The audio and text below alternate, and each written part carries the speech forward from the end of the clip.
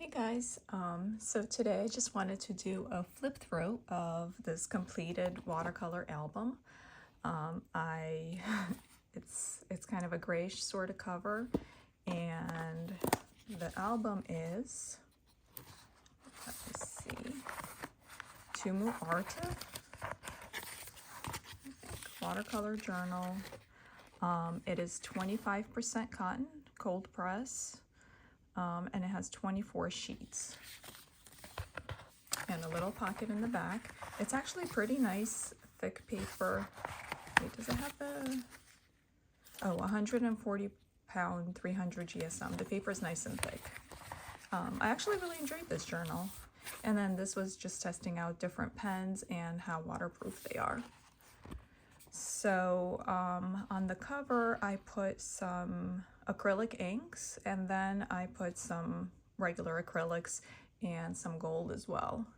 And then I had this little patch, which actually with the yellow and the blue and then the black, it actually was a perfect match. It wasn't planned that way, it just kind of serendipitously sort of happened. So that's the journal, and let's take a little peek inside. Let me just make sure we're in focus. Okay. So first, when I first got it, I didn't know what I wanted to do with it. So this was, I think I just painted blotchy sort of watercolors, and then I drew with pen on top of it, which actually turned out to be what I ended up doing with pretty much the rest of the journal, but just in a totally different way. But I was already kind of like having that idea of wanting to just play with watercolor and then go in with pen on top of it. And then this was me doing pen first and then painting it in. And I don't know, I just wasn't really feeling it. This was a photograph from Unsplash and me trying my new A-Gala watercolors that I had gotten. And look at how nicely they granulate. It's really pretty. And this was, again, still using the A-Gala watercolors just to try them out. Move that a little bit. There we go. Let me see. Okay. Then I did the thing again where I used the Gansai Tambi watercolors, and I drew some circles, and then I just went in with pen on top of them and made faces. And then I drew here, I tried out this new technique where I just kind of did some blotchy watercolors and then went in with pen on top of it to make it into like little flower bouquets, and just kind of trying that out. So then I really enjoyed that. So I kind of got into let me leave that here, because I'm going to leave that here because I'm going to do a little flip through for my Instagram, but I'm going to start here instead of there, just because the rest of it is a lot more cohesive than the beginning part. So here, this is still using the Gansai Tambi watercolors, both of these. So again, I just went in with pen, this is microns, I think, on top of the watercolor and painted that in. And then here I went in with a purple, very fine pen on top of the watercolors and filled that in. And just so you guys know, the colors on the video are coming out darker than they are for me. Like they're a little bit, like this is a pale purple. So I guess it's good that it's kind of darker because then you can see it better, but at the same time, just so you know, the colors are a little bit softer in person and harsher there. Like here, it looks pretty dark and almost black on camera, but in person it's more like a maroonish sort of area. Okay, and so here I'm still just experimenting with, so here I tried ballpoint pen, and here I tried colored pencils and regular pencil on top of it, and just kind of made it a more messy thing. And I did not really like the way colored pencils looked on this paper, because the paper's textured, the pencils were coming out not great. So I think next what I will try is using watercolor pencils and maybe water-soluble markers and seeing if that works better for creating shadowy areas. Okay, here I did the purple pen again. And here I think I went back in with an ink pen like a micron, or maybe something thicker than a micron, I'm not sure.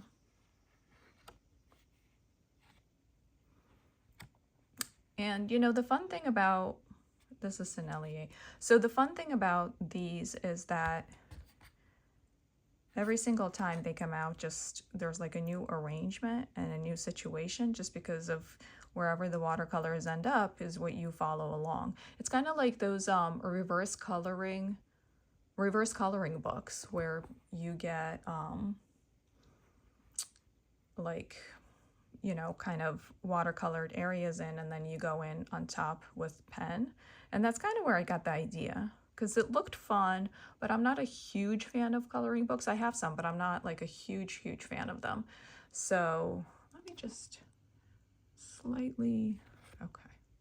Yeah, maybe that's going to be a little bit better for you guys. So each time I have a different sort of composition to play with. And then here. And this was actually, I had my daughter go in and plop some random paint down, and then I went in on top with pen. So this was, I wrote down here that it's a collab with her. And that's why the back is empty, because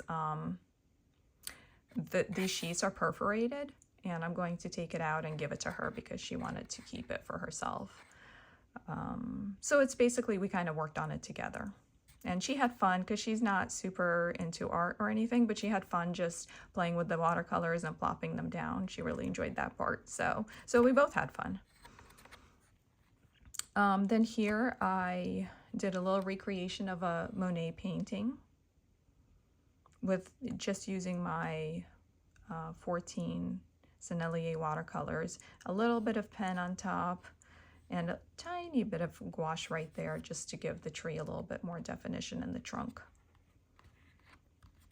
And a couple more of these. These are again these are sennelier cool colors, and these are the sennelier warm colors. And honestly, I really like the cool colors. Like these yellow flowers are so bright, it's almost fluorescent.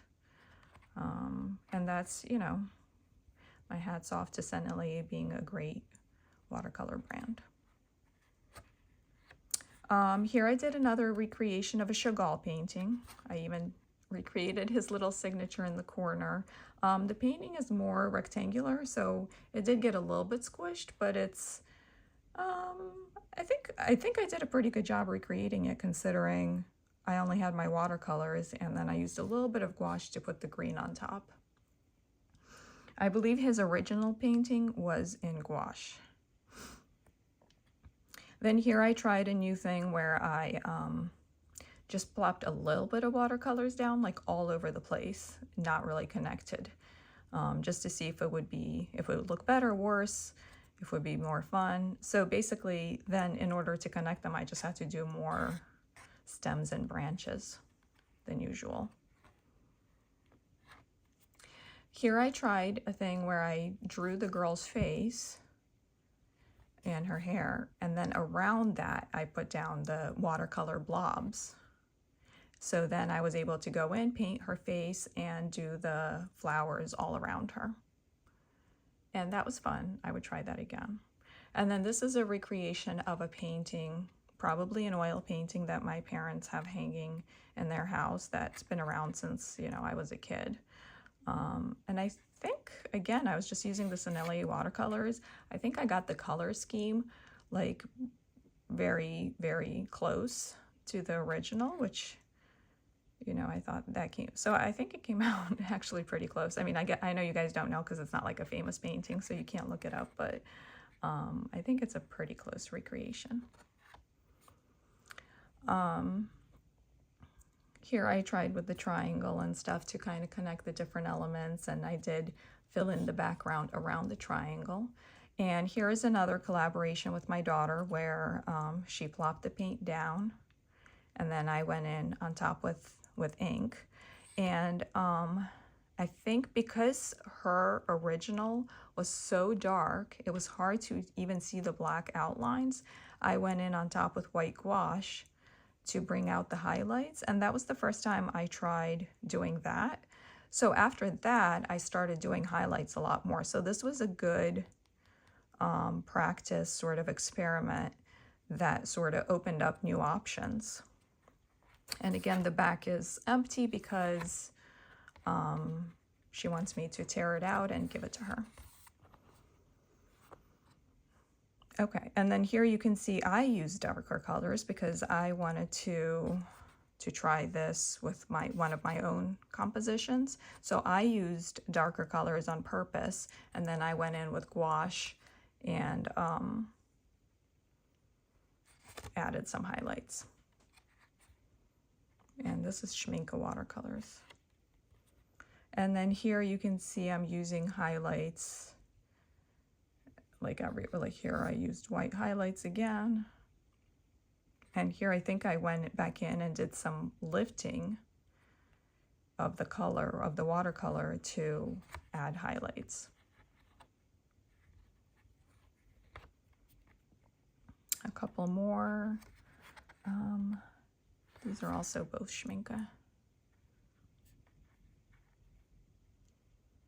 And I liked how both of these came out. I thought the colors were pretty nice. I even like this kind of monochrome sort of blues and purples situation. And then here I tried a new technique where I kind of pre-wet the paper and filled the whole thing in with kind of beige, and then went in and added more colors on top of that. So it was a lot kind of looser and more flowy because the watercolors were spreading out. So the lines around were not as defined as they usually are. And that was kind of a fun experiment. I think I should try that again, actually. And it's kind of nice having some background to it, I think. I forget which watercolors I used for those two. And then a couple more. I think this is probably the one I dislike the most out of all of them. I don't like how these two flowers came out. I think I wasn't feeling it that day, or I wasn't in the mood, so I kind of just plopped in a couple of big flowers because that makes the thing go faster and there's not as much shading. So yeah, this one I'm just not, the colors, then the highlight, I don't know. The whole thing I'm not feeling it. But that's okay. It's a sketchbook. Like, really, who cares, you know? It's a sketchbook. Yeah. And these two were fun. I like these colors. How the colors, like, these are nice and bright. Actually, you know what? Oh no, I don't know. Yeah, I should have written down what paints I used for this, but I don't remember. Here I started, this is both Roman Schmal. This was actually when I got my Roman Schmal travel palette, and I did these two kind of on camera where I shared, where I just plopped the colors down, and then I came back and showed what it looked like. And you can see here, the book is coming apart just a tiny bit, but it's still held together just fine. It held up through the whole thing, so it's fine. So this is Roman Schmal again, where I was just cleaning out my palette, kind of with, this is the green gold or yellow, green yellow, whatever, green yellow color, and then some blues. And then here I was cleaning out my Holbein gouache palette. So this is Holbein gouache, and it's definitely different than watercolor. Watercolor does a lot more kind of like blendy, flowing into each other. Gouache doesn't do it as much, but gouache is kind of cool in that it's so bright. Like, the colors are so bright and saturated. and because they don't blend as much with each other, they stay a lot more kind of concentrated and bright. Here I did a thing where I went in later with that Roman Schmal gray paint, went in and filled in the background after I was done with the whole thing. So I believe these are both Roman Schmal using that new palette. Then a couple more, and this is actually, so this is the final painting, and the video prior to this one is a tutorial where I do this entire painting on video and show you guys how to like do one of these flower bouquet, intuitive flower bouquets, where it's super easy, you can't really mess it up. Even that one that I said I don't like, I could have worked on it more and salvaged it, but I just didn't, like I said, I wasn't feeling it that day, so I was just like, whatever. So yeah, so if you guys want to see a tutorial of how to make these, make sure to check out that video. The last page is just swatching of my new Roman Schmal watercolors and trying out combinations to try to make purple out of that set. So that's the whole thing. However, I did want to share with you guys not a flip through of these other sketchbooks, but just the pages that I made with these same flowers, just because we're staying kind of in that flower theme. So this is a moleskine 3.5-ish by 5.5-ish type of sketchbook, watercolor sketchbook. And I'll show you just the flower bouquets I made in it. So I think this was the very first one I made. Me just starting the whole thing where I wasn't sure what I wanted to do with it. So I plopped watercolor down, and then I was like, I was going to go in and just add some marks to it. And I did add some marks, and then I was like, oh, I kind of like leaves and branches. So then I added leaves and branches. And then I was like, my favorite part of the whole thing was the leaves and branches. So why don't I just go with that theme and try my next painting to be more just focused on leaves and branches? And that's how I got started with the whole thing, by just experimenting and sort of morphing into the bouquet. Okay, let me see if I can zoom out a bit. Not zoom out, but kind of, wow, it's really long. So here's the whole thing.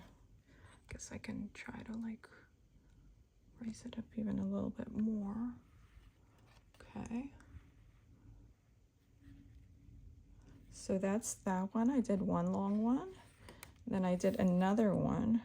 And I believe this was also cleaning out my Holbein gouache, but I'm not sure.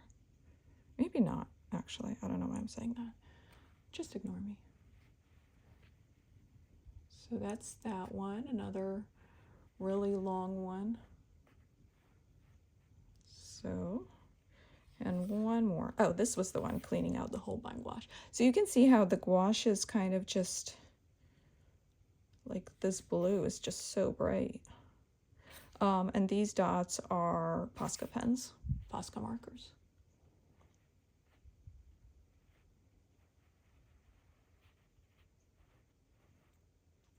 So these are just long and skinny. And since I'm already kind of zoomed out, let me show you a couple from my big sketchbook. This is a big Strathmore watercolor sketchbook. It's like 8.5 by 11 type size. So I did 2 in here. Again, let me see if I can zoom out just a little bit more. Okay. Yeah. So here's the bottom is a little bit cut off, but that's okay. So there we go. I did a couple of these. I forget which paints I used again, but so that was fun. I just wanted to try it out on like a really big sheet of paper and see if that technique still works on big sizes, and it works just as fine on big sizes. All you have to do is just make bigger flowers. Obviously you can make smaller flowers, but it's just going to take way longer. So if you don't want it to take like 5 million hours, then make bigger flowers on bigger spaces. This is using micron pen, and this is using ballpoint pen. So let me just show you some details.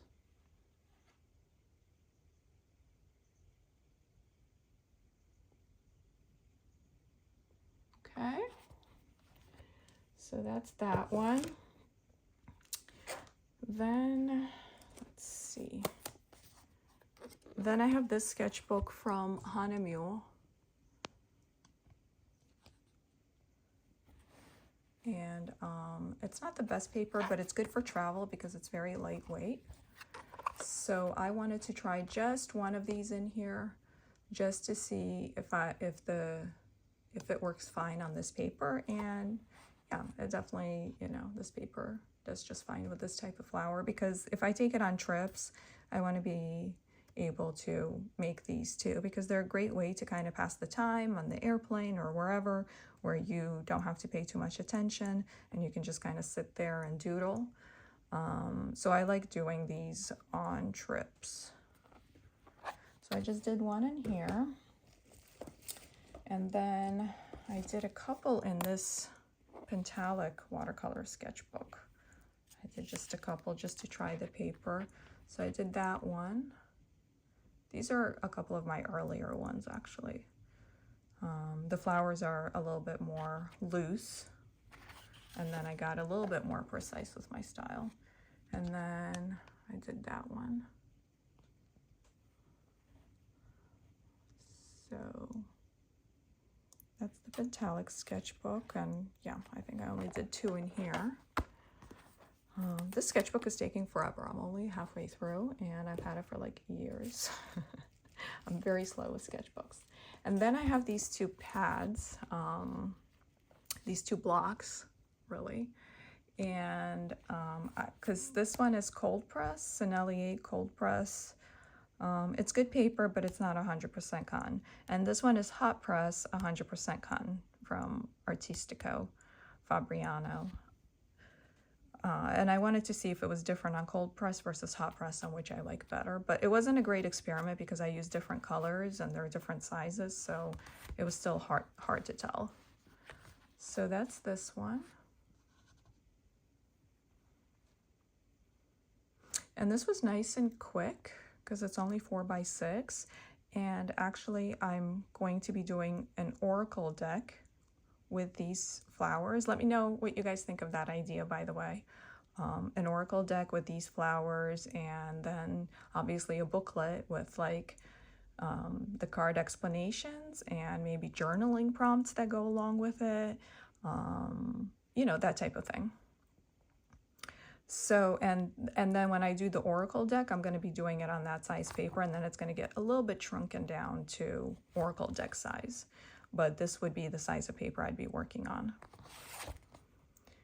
And then here's the hot press.